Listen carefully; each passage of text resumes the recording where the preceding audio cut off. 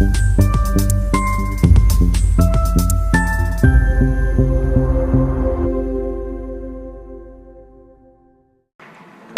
చట్టాన్ని చూస్తే చాలా భయంకరమైన చట్టం. ఏ మాత్రం కూడా ఆలోచించకుండా ఈ చట్టాన్ని తీసుకురావడం చాలా సమస్యలకు దోహదం చేసింది. ఎన్నో రోజులుగా లాయర్స్ అయితే ప్రజల్ని చైతన్యవంతులు చేస్తూ ఎక్కడికక్కడ ఆందోళన చేశారు. ఈ చట్టం కనుచుంటే పౌరుల ఆస్తి హక్కును మొత్తం మింగేసే పరిస్థితి వస్తుంది. ఇప్పటికే అధ్యక్ష రాష్ట్రంలో ఎప్పుడూ లేనంత ఈ భూ వివాదాలు పెరిగిపోయినాయి. చాలా దిక్కలు ఇప్పుడు నా నియోజకవర్గం కుప్పం నియోజకవర్గంలో చూస్తే ఎప్పుడూ నాకు ఒక్క కంప్లైంట్ కూడా రాలేదు. 40 ఏళ్ళ నుంచి నేను అక్కడ సీఎంగా, ముఖ్యమంత్రిగా, ఎమ్మెల్యేగా, ప్రతిపక్ష నాయకుడిగా ఉన్నాను. ఈ 5 ఏళ్లలో జరిగిన అవకతవకలు ఆ నియోజకవర్గంలో ఎక్కువ కంప్లైంట్లు వచ్చేది భూ వివాదాలపైన వచ్చాయి. నేను చిన్న చిన్న మీటింగ్లు పెట్టుకొని మాట్లాడేటప్పుడు ఏదైతే 22A ఎవరైనా భూమి ఉంటే దాని పక్కన 22A అని వేసేస్తే అది ప్రభుత్వ భూమి అయిపోతుంది. అక్కడి నుంచి ఎవరైతే సెటిల్మెంట్ చేసుకోవాలనుకుంటారో వీళ్ళందరూ రావడం, నెగోషియేషన్స్ మొదలు పెడతారు. లేకపోతే ఇది గవర్నమెంట్ భూమి అవుతుంది. మనం కానీ ఒప్పుకుంటే, వాళ్ళు ఒప్పుకుంటే దాన్ని ఆటోమేటిక్గా మళ్ళీ ప్రైవేట్ భూమి కింద 22A తీసేసి మళ్ళా ప్రైవేట్ భూమి కింద సెటిల్మెంట్ చేసుకునే పరిస్థితికి వచ్చారు. అధ్యక్ష టెక్నాలజీ కూడా చాలా ప్రమాదం. నేరస్తుల దగ్గర టెక్నాలజీ ఉంటే మొత్తం మార్చేయడం, రికార్డులు మార్చడం చాలా ఈజీగా అయిపోయే పరిస్థితి వస్తుంది.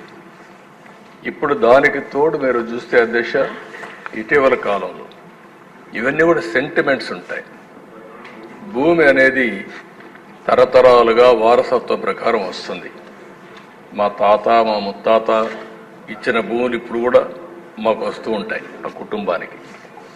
అలాంటి భూమిలో పట్టాదారు పాస్ పుస్తకాలు ఇవ్వడం ఆనవాయితీగా పెట్టుకుంటాం. రాజముద్రేస్తాం అంటే ప్రభుత్వం ముద్రేసిస్తాం. అలాంటిది ముఖ్యమంత్రి ఫోటో వేసుకొని పట్టాదారు పాస్ పుస్తకాలు ఇవ్వడం అంటే సెంటిమెంట్స్తో ఆడుకోవడం. ఇది ఎక్కడ చూడలేదు అధ్యక్ష, ఎవ్వరూ చేయలేదు ఇంతవరకు కూడా. అలాంటివి చేశారు. అప్పటికే ప్రజల్లో చాలా కోపం ఉంది, ఆవేదన ఉంది, ఆవేశం ఉంది. ఏమీ చేయలేని పరిస్థితిలో ఉన్నారు. అయితే ఇటీవల భూ సర్వే కూడా అన్నారు.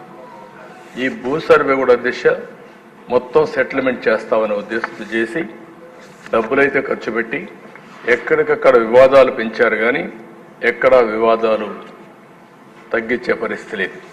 దాని పేరు కూడా నేను చాలా స్పష్టంగా చెప్పాను. హోల్డ్ చేశాం, స్టే చేశాం, ఇవన్నీ క్షుణ్ణంగా స్టడీ చేసిన తర్వాతనే చేస్తామని చాలా స్పష్టంగా హామీ ఇచ్చాం. అధ్యక్ష ఈ చట్టం వల్ల పౌరుల ఆస్తి మొత్తం లాగేసే పరిస్థితి వస్తుంది. అంటే ఇంకా రాను ఇందులో మీరు చూస్తే అధ్యక్ష వెరీ ఇంట్రెస్టింగ్. నేను అన్ని మీటింగుల్లో మాట్లాడాను. కనీసం ఒక్క మాట మేము ఇది చెయ్యము, ఇది ఉద్దేశం లేదని ఒక్క మాట చెప్పలేదు. అంటే ఇందులో చూస్తే భూ వివాదంలో 533 సివిల్ కోర్టు అధికారాల్ని సెక్షన్ 335 నిషేధిస్తుంది. అంటే ఇంక అధికారం లేదు. ఎక్కడికి పోవాలి? నేరుగా హైకోర్టుకి వెళ్ళాలి. ఎంతమంది హైకోర్టుకి వెళ్ళగలుగుతారు?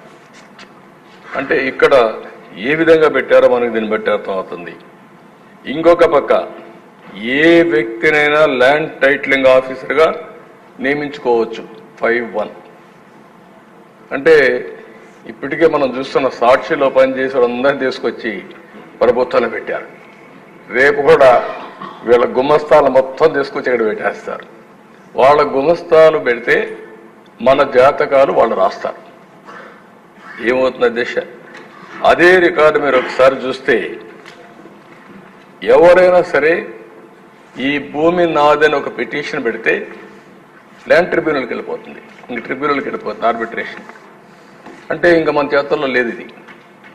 అంటే మీరు వివాదాలు పరిష్కారం చేయవలసిన ప్రభుత్వం ప్రైవేట్ ఆస్తులను లాగేయడానికి ఎత్తుగడలేసే పరిస్థితికి వచ్చారు.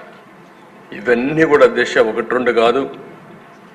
ఇందులో మనం చూస్తా ఉంటే భారత వారసత్వ చట్టం రాజ్యాంగంలోని ఆర్టికల్ 21, 246, 300కు విరుద్ధంగా ఉంది. ఇంకో పక్క ఈ సెక్షన్లో ఉండేటువంటి ఈ చట్టంలో ఉండే సెక్షన్లు 10, 13, 14, 15, 25, 34, 36, 46 రాజ్యాంగ విరుద్ధంగా ఉన్నాయి.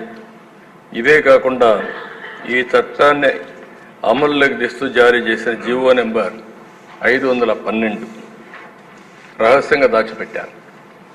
మనం అడిగితే దానికి సమాధానం కూడా చెప్పలేని పరిస్థితి వచ్చారు. ఇలాంటివన్నీ చూసిన తర్వాత దిశ చాలా ప్రమాదకరమైన చట్టం. నేను మిత్రులు పవన్ కళ్యాణ్ గారు కూడా కొన్ని మీటింగుల మీద చాలా స్పష్టంగా హామీ ఇచ్చాం.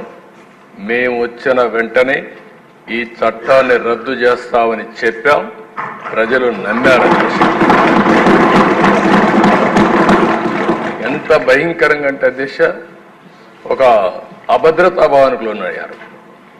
మళ్ళీ దుర్మార్గమైన ప్రభుత్వం వస్తే మా ఆస్తులకు మాకు రక్షణ ఉండదు అనే పరిస్థితికి వచ్చారు. అధ్యక్ష కొంతమంది ఇక్కడి నుంచి అమెరికాకి వెళ్ళారు. వాళ్ళకి భూములు ఉన్నాయి. వేరే దేశాలకు వెళ్ళారు, వేరే రాష్ట్రాలకు వెళ్ళారు. వాళ్ళు కానీ ఒక్కొక్కసారి రికార్డులు చెక్ చేసుకోకపోతే, రికార్డులు మారిస్తే తర్వాత ఆ భూమి ఆటోమేటిక్గా డీమ్డ్ క్లాసిఫైడ్ చేసేసారు. నోటీసులు కూడా ఇవ్వరు. ఇలాంటి చాలా ఉన్నాయి దేశ. ఏది ఏమైనా మేము చెప్పాం. చెప్పిన తర్వాత చాలా స్పష్టంగా హామీ ఇచ్చాం.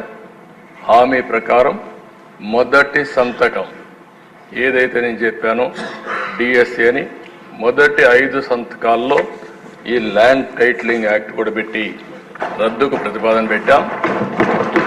మొదటి కేబినెట్లో దీన్ని ఆమోదించాం. మొదటి అసెంబ్లీలో దీన్ని మళ్ళా ఈ చట్టాన్ని రద్దు చేయడానికి ఇది ప్రవేశపెట్టాం. ఇది మా చిత్తశుద్ధిని మరొక్కసారి తెలియజేసుకుంటూ